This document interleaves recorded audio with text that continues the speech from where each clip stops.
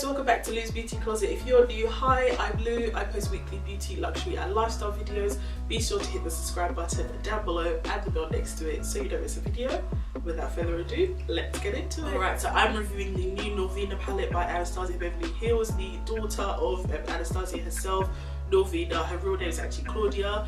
She basically collabed with the brand and did a palette of her favourite shadows, and I'll be reviewing this. I'll show you guys how I got this look, and we'll do swatches and we'll chat value for money and whether I give this a thumbs up or a thumbs down. So if that sounds cool, keep watching. Alright, so a quick lowdown before you see swatches and demo. So this is the palette. It's purple on the outside, these are the shadows. There are 7 mattes and 7 shimmers. Basically, she loves purple. If you go on her page, you'll see that. But she said with regards to purple eyeshadow, she doesn't, not necessarily, there's a limit to it. She wanted a palette that could be used by many, but also conveys herself, basically. This is her favorite shadows, and the shadows she personally loves and enjoys using. Alright, so enough from me. I'm going to show you the swatches now, and then we'll go straight into the demo.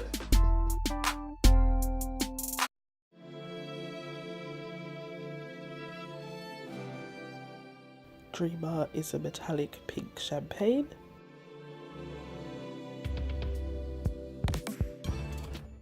Summer is a foiled metallic golden topaz.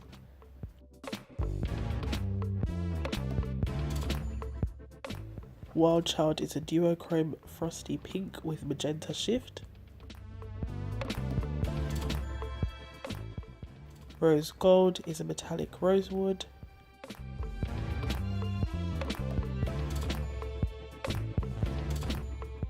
Celestial is a duochrome plum with a violet shift. Dazzling is a cool tone duochrome bronze with a violet shift. Drama is a duochrome aubergine with a cool bronze shift. Base is a matte eggshell. Soul is a matte wisteria.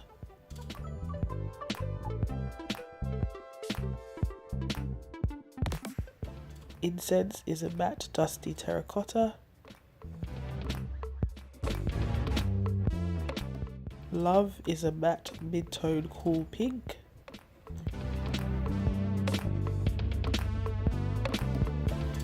Volatile is a matte warm charcoal.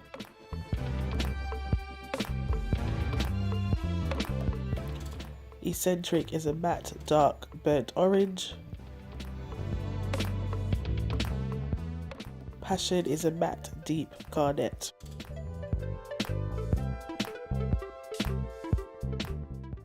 Okay, so I've taken the shade Intense on my Sigma E35 brush, putting it as a transition just above my natural crease, and just blending that back and forth and building it until I see fit. I've already primed my eyes with the Urban Decay Eden base. Okay, now I'm going to take the shade Soul and I'm going to pop that in my natural crease, and I'm going to use the Sigma E40 brush to do that, and I'm just going to blend that back and forth. It's okay if it gets onto your lid, because we're going to go over that later. So I'm just blending, building up, blending.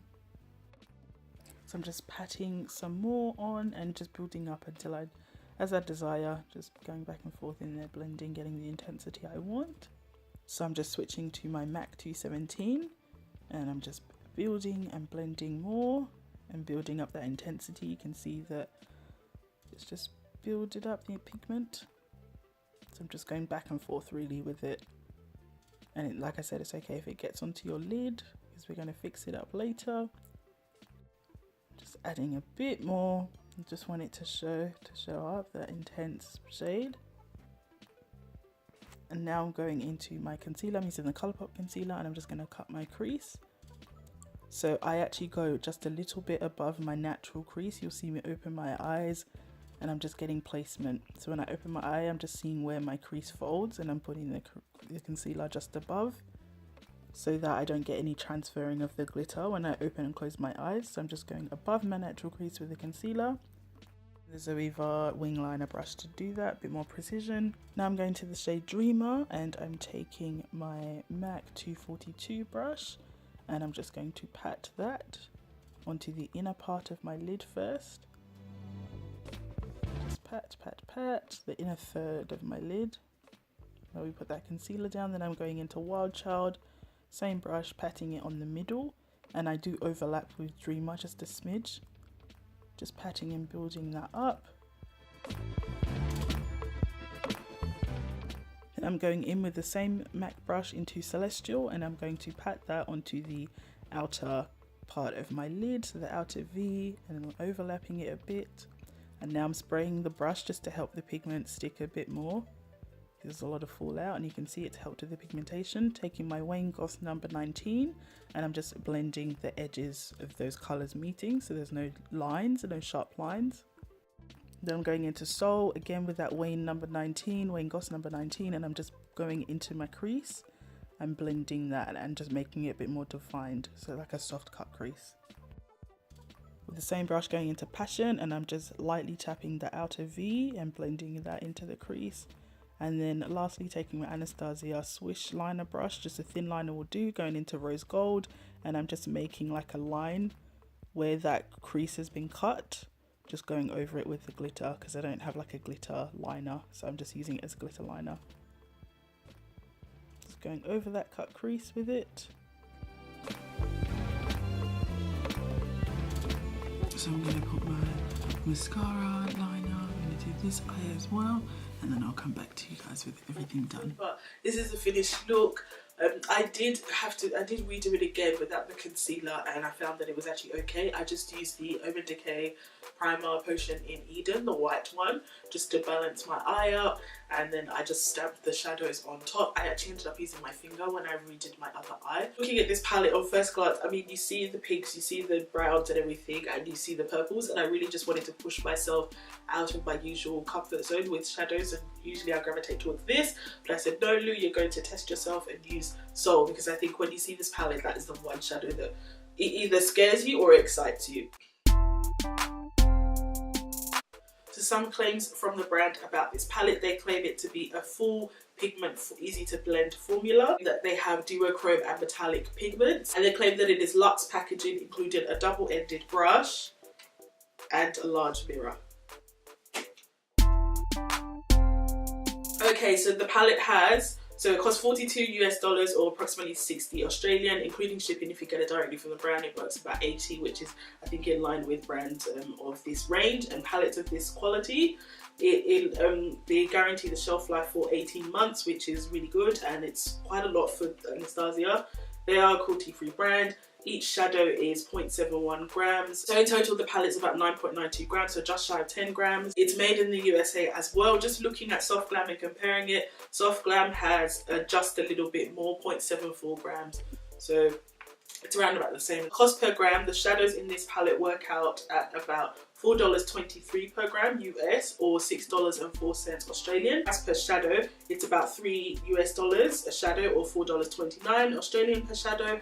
If we're comparing it to brands like Colourpop, Makeup Geek, who sells solo shadows, it's pretty spot on, pretty well priced, I'd say. So there you go. So value for money, it's there, pretty standard with their other palettes. Comes in this dual-ended brush. It's like a fluffy brush for a crease and a dense flat brush for packing on the glitter shadows, and they have a mirror, and this is pretty much stock standard size of mirrors, of all the mirrors that the brand includes in their palette. Packaging wise, it's their signature cardboard with the velvet suede kind of packaging. As you can see, it's already dirty, which is standard for the brand. Can you buy this palette? If you're in the States, you can get it at the Anastasia website, you can get it in Sephora, in store, online, and all your retailers that carry Anastasia Beverly Hills. I think Ulta also carries it in the States.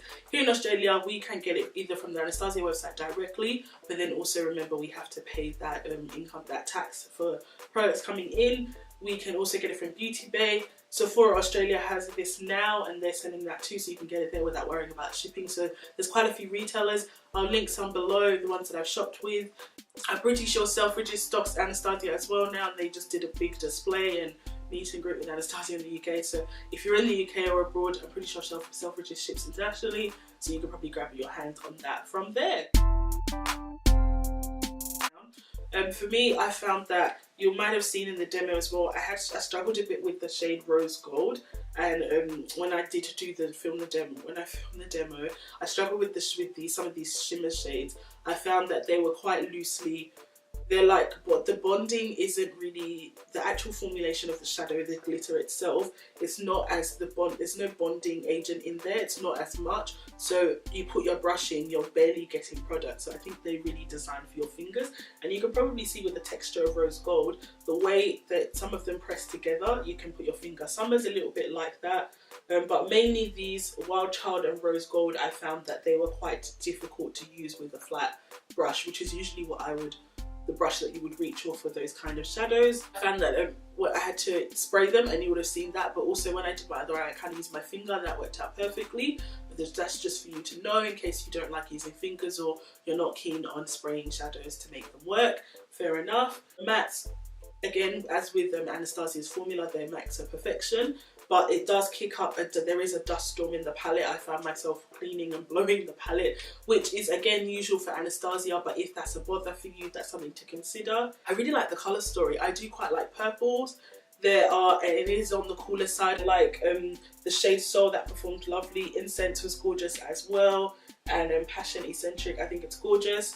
The fact that she's done half and half, I think is cool, because sometimes you've got enough shadows there. You've got inner corner highlights, you've got lid shades, you've got outer corner shades. Passion for me was dark enough and deep. It was deep enough to build up some dimension for me personally. Volatile was gorgeous. So I would say in terms of the glitter shades, like these ones, Dazzling and Drama, were fine with the brush. The others, like especially Wild Child Rose Gold, with your finger, I'd say it's the best way to use it. These mattes at the bottom all perform perfectly with a normal fluffy brush. Packaging, again, if you're okay with it being, getting dirty, as you can see it already is, and I've actually used it 2 or 3 times.